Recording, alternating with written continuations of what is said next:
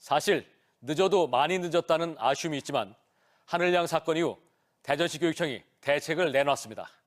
살해 교사가 6개월 휴직 뒤 소견서만으로 3주 만에 복귀한 하늘양의 사례가 되풀이되지 않도록 앞으로 정신질환 등을 앓는 고위험군 교사는 복직 시 별도 심의 절차를 반드시 거치기로 한 겁니다. 한편 중환자실에 있는 40대 가해 교사의 건강 상태는 여전히 호전되지 않아서 그날의 보다 정확한 진실을 가리는 일도 늦어지는 데다 체포영장 집행도 하염없이 늘어만지고 있습니다. 이수복 기자입니다. 컴퓨터 커버 곳곳이 금해가 있고 본체는 부서져 박살났습니다. 김하늘 양을 숨지게 한 40대 교사가 범행 닷새 전 부순 겁니다. 교사 A씨는 책상 위에 칼과 가위 등 위험 도구를 올려두고 청테이프를 떼었다 붙였다를 반복하는 등 이상 행동도 보였습니다. 심한 우울증을 앓고 있던 A씨는 휴직 21일 만에 정상 근무가 가능할 것으로 보인다는 진단소견서 하나만으로 복직했습니다.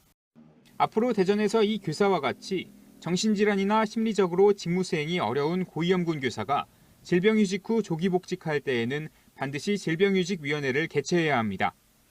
의료 전문가와 법률 전문가가 포함된 위원들이 정상 근무가 가능할지 심의하는 겁니다. 또 고위험군 교사가 2번 이상 질병휴직 후 복직할 때에는 의료 전문가 중 정신과 전문의 1명을 반드시 위원으로 포함해 질환교원심의위원회에서 심사를 받아야 합니다. 질환교원심의위원회에서 치료를 권고받은 교사에게는 치료비 100만 원을 지원하기로 했습니다. 일반 교사들도 초기 심리 상담 뒤 의학적 치료가 필요하면 50만 원까지 지원할 예정입니다. 경찰 수사도 계속 진행 중입니다. 대전경찰청 전담수사팀은 하늘양을 숨지게 한 교사 A씨의 정확한 범행 동기를 수사하기 위해 프로파일러 5명을 투입했습니다. 범죄 행동을 분석해 범죄 당시 A씨의 심리 상태와 계획범죄 여부 등을 수사할 계획입니다.